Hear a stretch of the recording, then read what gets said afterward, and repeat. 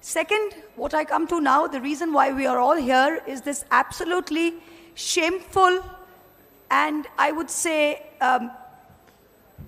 display of puppetry by the Chief Election Commissioner yesterday at the press conference. Gyanesh Kumar ji की बात को सुन के लगा कि उनका नाम दरअसल अज्ञानेश कुमार होना चाहिए। मैं एक एक पत्रकारों के सवाल को मैंने सुना है, एक भी पत्रकार के सवाल का जवाब नहीं मिला। जब 400 सीट नहीं मिली और संविधान वो नहीं बदल पाए तो वो वोट चोरी से संविधान बदलना चाहते हैं। Thank you very much, all the members of the press, for being here. I'm here as a representative of the All India Trinamool Congress, and I'd first like to begin by saying that on 27th February 2025, the Honorable Chief Minister of West Bengal and Chairperson of our party, Srimati Mamata Banerjee, was the first person to raise the issue of the duplicate epic voter cards. And we first met with the Election Commission on the 6th of March. We wrote them a letter. Since then, we have written them 5 letters, submitted a memorandum. The deadline for solving the issue of the duplicate epic cards by their own admission was the 7th of June. The deadline has since passed. Second, what I come to now, the reason why we are all here is this absolutely shameful and I would say display of puppetry by the Chief Election Commissioner yesterday at the press conference. The job of this Election Commission, which is a constitutional body with a constitutional mandate, is not to attack the opposition. Mr. Commissioner, sir, I will urge that you leave that to your political masters. I'm going to go very quickly, one by one, through some of the points that he raised and rebut them. SSR concluded in Bihar in January 2025, and continuous revision was done till June. That was the list that had been signed off by the Election Commission. Yesterday, you tell us that out of 65 lakh deletions, 22 lakh were dead people who were not recorded. So what are you trying to tell us? That all the previous lists and the list on which the Lok Sabha elections 2024 were done were fraudulent, were incorrect? If that is indeed the case, then all of your election commissioners, your entire election commission, current and previous years should be prosecuted, and this current Lok Sabha, which is based on fraudulent election lists, should be dissolved immediately. Because the credibility of the people's mandate and the legitimacy of this government is at stake. That's the first thing. The second thing, the election commissioner is going on asking the opposition for affidavits. What is an affidavit? Please understand, you can do a suo motu inquiry when someone raises an objection if your intentions are bona fide. We are only pointing out flaws in your own documents. Are you asking us to authenticate your own documents by an affidavit? These are your documents that have flaws by your own admission. You yourself said that 22 lakh people were there and they were not put on record, so that is a flaw. Can you, Mr. Chief Election Commissioner, put on affidavit that this list of 65 lakh deletions are correct? If this list is correct, then you cannot put on affidavit that the list with the 22 lakh deaths which are not put on record, all previous lists are incorrect. Either it is one or it is the other. You are asking us to authenticate your documents while you are publicly saying that they are wrong from previous years. The third thing, yesterday the list of 65 lakh voters has been published with reasons. Can I remind everyone that the Election Commission fought tooth and nail every step along the way. I was among the first petitioners on behalf of the All India Trinamool Congress against the Bihar SIR revision along with ADR. Every step of the way, the Election Commission said, we will not give you these names, we will not give you reasons for deletion, we will not accept Aadhaar cards, and we have no statutory obligation to do so. Today you are doing it because the Supreme Court has asked you to do it. Even then you are lying. I use this unparliamentary word lying because that is actually the truth. You come out and you say that there is a Supreme Court judgment which says it cannot be machine readable. Can I tell you that the 2018 Justice Sikri's judgment, Kamal Nath versus Election Commission of India, paragraph 24, I have the judgment here, only says, however, it is not necessary to go into this aspect. It does not say that machine readable will violate the privacy of an individual. That is completely incorrect. The next point, you say that there are 65 lakh people which have deleted. You have shrunk the Bihar list from 7.9 lakh voters to 7.24. But you refuse to answer any question as to how many of those people have submitted documents or not. You refuse to answer. In the list of 7.24, if 20 to 30% are unable to provide documents, that means you will delete another 2 crore people tomorrow. Is that the situation? The next one. How is it possible that dead people are in the draft list and living people are on the deleted list? How can a dead person be on a draft list? It can only happen because the BLOs were signing the form themselves. This is the only reason, because BLOs were signing the form themselves.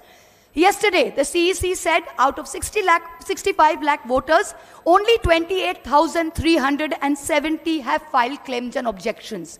You mean to tell me only 0.4% of those deleted have filed claims and objections? Does that figure of 0.4% not tell you how ridiculous and how riddled with faults this entire exercise is? In just 2 districts of Bihar, Darbhanga and Kaimur, the BLO has marked not recommended to 10 to 12%. If we average this for the rest of Bihar, it means 80 lakh people will be marked not recommended and subjected to an arbitrary verification.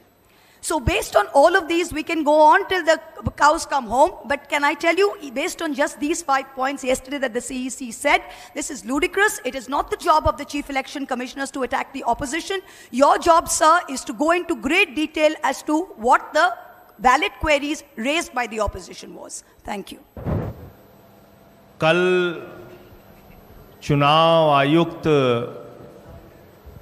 Gyanesh Kumar ji की बात को सुन के लगा कि उनका नाम दरअसल अज्ञानेश कुमार होना चाहिए। अज्ञानता की बातें की उन्होंने। या तो वो मूर्ख हैं या जानबूझ के मूर्ख बन रहे हैं, या वो हम लोगों को मूर्ख समझते हैं। ऐसी ऐसी बातें, ऐसी ऐसी तर्कहीन, तथ्यहीन बातें उन्होंने की, हम लोग सुन के हैरान हैं। उनसे जो सवाल पूछे गए उसका एक भी जवाब उन्होंने नहीं दिया। आपने 1 महीने के अंदर 25 जून से 25 जुलाई तक SIR में 65 लाख वोट काट दिए बिहार के अंदर, एक भी वोट नहीं जोड़ा आपने। आपने 65 लाख वोट काट दिए। आप कह रहे हैं आप SIR कर रहे हैं, स्पेशल इंटेंसिव रिवीजन, और उस रिवीजन में आपको एक भी आदमी पूरे बिहार में वोट जोड़ने लायक नहीं मिला। ये कैसा SIR है आपका? आपने कहा 22 लाख लोग मर गए, उनके नाम काट दिए हमने। आप उस बिहार में 1 महीने के अंदर सारा प्रमाण पत्र चाहते हैं जहां का बड़ा क्षेत्र बाढ़ में पीड़ित रहता है। आप उनसे कह रहे हैं अपना निवास प्रमाण पत्र लेके आओ, अपने माताजी का निवास प्रमाण पत्र लेके आओ, अपने पिताजी का निवास प्रमाण पत्र लेके आओ, पूरे घर का आप प्रमाण पत्र लेके आओ। कहां से लाएगा आदमी? और इसके अलावा ऐसी ऐसी गड़बड़ियां सामने आ रही हैं। आपका BLO खुद से फॉर्म साइन करके जमा कर रहा है, उसकी वीडियो सामने आई। क्या कार्रवाई की आपने? अमेरिका के राष्ट्रपति ट्रंप का वोट बिहार में बन गया, क्या कार्रवाई की आपने? कुत्ते का निवास प्रमाण पत्र बिहार में बन गया, क्या किया आपने? क्या किया आपने? आप बेवकूफ समझते हैं इस देश के लोगों को। खुलेआम आपने SIR के जरिए घपला घोटाला किया, मरे हुए लोगों को जिंदा कर दिया, जिंदा लोगों को मार दिया। लेकिन मेरी चिंता इससे थोड़ा अलग है, और वो गंभीर चिंता है। भारतीय जनता पार्टी, नरेंद्र मोदी जी की पार्टी कहती है इस देश में उन्हीं लोगों के वोट कट रहे हैं जो घुसपैठियां हैं, घुसपैठियां हैं, जो बांग्लादेशी हैं। तो 22 लाख तो बिहार में कह रहे हैं मर गए इसलिए हमने काट दिए। अब 43 लाख जो वहां पे बचे हैं वो सब घुसपैठियां हैं। उनके लिए डिटेंशन सेंटर बनेगा, वो सब पकड़ पकड़ के बांग्लादेश भेजे जाएंगे। वो उनको हिंदुस्तान में रहने का हक नहीं है। वो जो सुप्रीम कोर्ट में गए थे, उन्होंने कहा था कि मैं जिंदा हूं, अब वो बांग्लादेश जाएंगे क्योंकि वो घुसपैठियां हैं। बीजेपी कह रही है वो घुसपैठियां हैं। एक IAS अधिकारी हैं व्यास साहब, व्यास साहब रिटायर्ड IAS अधिकारी हैं, पति पत्नी दोनों के नाम काट दिए गए, अब वो घुसपैठियां हैं, वो डिटेंशन सेंटर में रहेंगे। वो बांग्लादेश जाएंगे। आप देश को आपने तमाशा बना रखा है। आप कह रहे हैं चुनाव आयोग को वोट चोर कहना संविधान के खिलाफ है, वोट चोरी करना संविधान के मुताबिक है। वाह भैया, वोट चोर कहना संविधान के खिलाफ है, वोट चोरी करना संविधान के मुताबिक है, वोटर लिस्ट में भ्रष्टाचार करना संविधान के मुताबिक है। आप कहते हैं शिकायत नहीं की गई आपको। मैं दिल्ली का उदाहरण बताता हूं। दिल्ली में केंद्रीय मंत्रियों के घर पे 33 वोट बने, 25 वोट बने, 22 वोट बने, सांसदों के घर में 15 वोट बने। मैं खुद केजरीवाल जी के नेतृत्व में जाके शिकायत हमने लिखित रूप से दे के आए थे हम लोग। कोई कार्रवाई आपने नहीं किया। आपने नई दिल्ली विधानसभा क्षेत्र में 42,000 वोट काट दिए, 42,000 वोट चुनाव शुरू होने से पहले।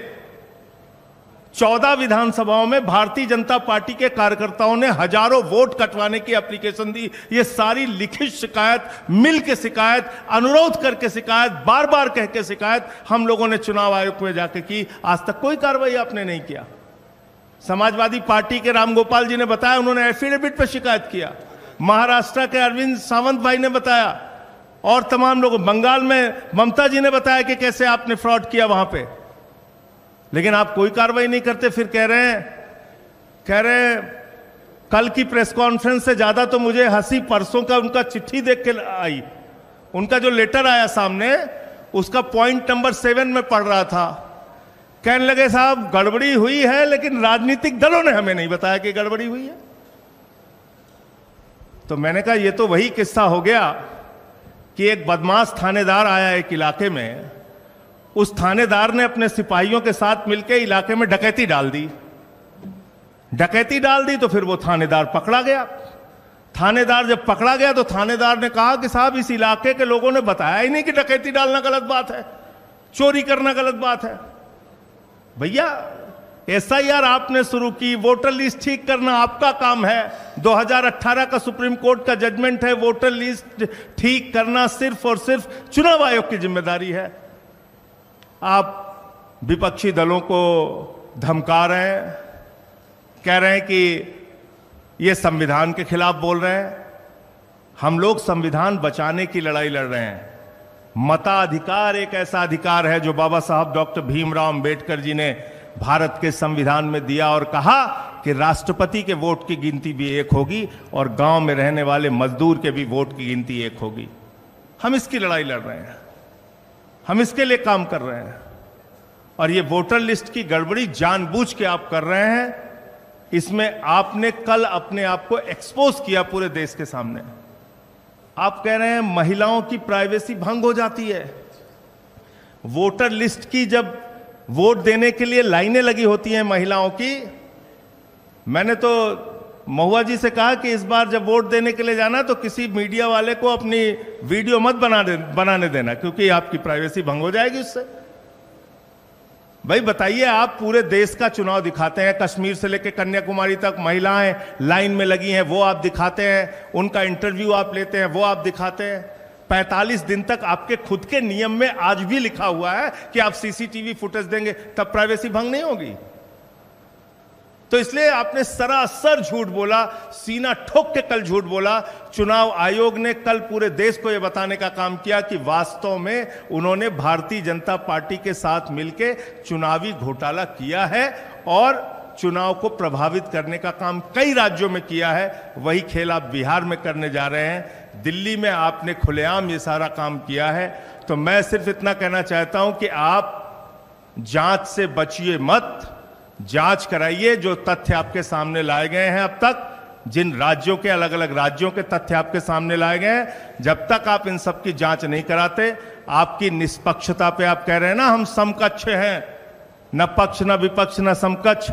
आपको अगर अपने आप को निष्पक्ष साबित करना है तो पूरे देश में जहां जहां बड़ी शिकायतें आपके बारे में मिली हैं, आप उसकी जांच कराइए और कार्रवाई कराइए, वरना आपको हमेशा यह कहा जाएगा कि आपके नेतृत्व में वोट चोरी हुई है और आपने घोटाला किया है। धन्यवाद। बहुत हम सब की मौजूदगी आपको ये बता रही है। आपने इस तरह का प्रेस कॉन्फ्रेंस समस्त विपक्ष का अपने ही चुनाव आयोग के खिलाफ इससे पूर्व नहीं देखा होगा, क्योंकि हमारा ये चुनाव आयोग अपने को नया चुनाव आयोग कहता है। ये पहली बात मैं कहना चाहता हूं। दूसरी बात, कल जब चुनाव आयुक्त महोदय ने प्रेस कॉन्फ्रेंस की, आप सबको यह एहसास हुआ होगा कि वो हमारे सवालों को क्लैरिफाई नहीं कर रहे थे, स्पष्टीकरण नहीं दे रहे थे, बल्कि वो उस मौके का इस्तेमाल कर रहे थे किसी के इशारे और इरादे को साफ तौर पर पब्लिक डोमेन में रखने का। तीसरी चीज, रविवार का दिन चुना गया क्योंकि कल ही 11 बजे दिन से सासाराम से राहुल जी, तेजस्वी जी और समस्त विपक्ष ने वोट बचाओ यात्रा शुरू की। तो उन्हें लगा कि इस विजुअल को, इस संदेश को कैसे ब्लॉक किया जाए, तो महोदय सामने आए। मैं एक एक पत्रकारों के सवाल को मैंने सुना है, एक भी पत्रकार के सवाल का जवाब नहीं मिला, बल्कि उनके चेहरे की खींच बता रही थी कि उनके पास जवाब नहीं है। मैं कम से कम आप लोग बधाई के पात्र हैं कि आप लोगों को मिसलीडिंग का तमगा नहीं मिला, नहीं तो अब तक चुनाव आयोग हर आपत्ति, हर शिकायत के बदले ये कहता था मिसलीडिंग। हमने कुछ लोग माननीय सर्वोच्च न्यायालय में उपस्थित किए, जो जिंदा लोग हैं, जिनके साथ राहुल जी ने चाय भी पी। अब उसके लिए अगर कोई सरकाज़म में लिखे तो लिख सकता है a great T with ghost, भूतों के साथ चाय एक शाम। और कोई फर्क नहीं पड़ता है चुनाव आयोग को, क्योंकि चुनाव आयोग नकार रहा था। जैसा महुआ ने कहा, हमारे पूर्व के तमाम साथियों ने कहा, जो चीजें आपको सर्वोच्च न्यायालय के बाद करनी पड़ रही हैं, अभी भी कितनी पारदर्शिता है हमें डाउट है। हम तो आपके पास सबसे पहले गए थे, चुनाव आयोग के पास गए थे, हमने दरखास्त की थी। आज कहना नहीं चाहता आपका व्यवहार क्या था। आप में से अधिकांश लोगों के साथ बाइट में हमने बाहर कहा कि मीटिंग सौहार्दपूर्ण नहीं थी, आप सुनना नहीं चाह रहे थे, आपको किसी ने कह दिया था ये फैसला लो, चाहे इससे कितनों भी फासला हो लोकतंत्र का। वो तो भला हो कि पिटिशनर पहुंचे सर्वोच्च न्यायालय आपके नकारने के बाद, और तीसरे हियरिंग में माननीय सर्वोच्च न्यायालय ने एक दिशा दी। 2 बार पहले भी आपसे कहा आधार को इंक्लूजन के लिए, चूंकि उसका सैचुरेशन 86-87% है बिहार में, आप इस्तेमाल करो, आपने नहीं किया। अब संभवतः आप करेंगे। मैं संभवतः इसलिए कह रहा हूं क्योंकि हम ग्राउंड रिपोर्ट का इंतजार कर रहे हैं, एक एक ग्राउंड रिपोर्ट का। ये हठधर्मिता, ये अहंकार हमने चुनाव आयोग के पर्सोना में नहीं देखा था।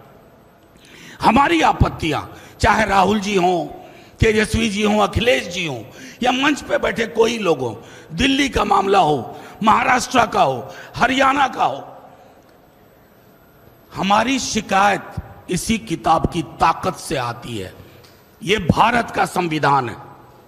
कल माननीय मुख्य चुनाव आयुक्त कह रहे थे कि हमसे सवाल पूछ रहे हैं, संविधान पे सवाल उठा रहे हैं। महोदय, आप संविधान के पर्यायवाची नहीं है, आप जन्मे हैं संविधान से। ये तो आप मोदी जी की तरह बोल रहे हैं कि उनकी आलोचना राष्ट्र की आलोचना है। मोदी जी राष्ट्र के पर्याय नहीं है। सरकार हो, संसद हो, न्यायालय हो, पॉलिटिकल पार्टीज हो, हम इस किताब की ताकत से पैदा हुए हैं, और इस किताब की आड़ लेकर के आप इसकी धज्जियां मत उड़ाइए। मैं तमाम अपने साथियों के माध्यम से एक ही बात कहूंगा, this book is for protection, safeguard, it can not be A shield for your defiance of constitutional propriety and morality. That is what you are doing. आपने कल, एक आखिरी चीज कहूंगा, एक स्तर पर उनके अंदर राजीव जी आ गए थे, पुराने वाले, शाराना अंदाज में बोला, क्या होता है, पक्ष विपक्ष नहीं, सब समकक्ष हैं। ये कहना आसान है, दिखना बड़ा मुश्किल है। कल हम अपने मुख्य चुनाव आयुक्त को ढूंढ रहे थे, वो तो मिले नहीं, बीजेपी का एक नया प्रवक्ता और मिल गया। शुक्रिया। एसआईआर से जुड़ा हुआ कुछ महत्वपूर्ण तथ्य हम आपके सामने रखना चाहते हैं। अव्वल तो भाजपा वोट चोरी करके संविधान चुराना चाहती है। अब आप कहेंगे कि कोई संविधान कैसे चुरा सकता है? आपको याद हो कि पिछले आम चुनाव में भाजपा का नारा था, अब की बार 400 पार। वोट चोरी करने के बावजूद वो 400 पार नहीं कर पाए, क्योंकि उनके कुछ नेताओं ने अपने बड़बोलेपन के चलते जो साजिश थी उसका पर्दाफाश कर दिया और अपनी मंशा प्रकट कर दी कि 400 सीट दीजिए, हम संविधान बदलेंगे। जब 400 सीट नहीं मिली और संविधान वो नहीं बदल पाए, तो वो वोट चोरी से संविधान बदलना चाहते हैं। यह बात हम इसलिए कह रहे हैं कि पिछले कुछ विधानसभा चुनावों में तमाम सर्वे, और ये हमारे सर्वे नहीं है, कांग्रेस पार्टी के सर्वे नहीं है, कई स्वतंत्र एजेंसियों ने सर्वे किया और साफ साफ कहा कि हरियाणा और महाराष्ट्र में कांग्रेस की सरकार बनेगी, भाजपा चुनाव हारेगी। जब परिणाम आया सब आश्चर्यचकित थे। कांग्रेस पार्टी को इस पे शक हुआ और नेता प्रतिपक्ष ने एक स्पष्ट मांग चुनाव आयोग के सामने रखा कि आप हमको वोटर लिस्ट दीजिए, इलेक्ट्रॉनिक डेटा दीजिए वोटर लिस्ट का, ताकि हम इसकी जांच कर रहे हैं। हमको संदेह है कि वोटर लिस्ट में गड़बड़ी है और चुनाव में धांधली की जा रही है। आपको याद होगा कि कई महीने बीत गए और चुनाव आयोग बार बार प्रेस कॉन्फ्रेंस करके ही ये कहती रही कि वोटर लिस्ट में कोई गड़बड़ी नहीं है, बिल्कुल साफ है, शुद्ध है, स्वच्छ भारत अभियान की तरह है हमारा वोटर लिस्ट। और आज मुख्य चुनाव आयुक्त प्रेस कॉन्फ्रेंस करके कह रहे हैं कि जो वोटर लिस्ट में गड़बड़ी है उसी गड़बड़ी की सुधार के लिए हम एसआईआर कर रहे हैं। फंस गए गुरु। मनसा जब ठीक नहीं हो तो कितनी भी वाक्पटुता हो, चालाकी हो, मीडिया का मैनेजमेंट हो, सरकार का समर्थन हो, भैंस पानी में जाती है।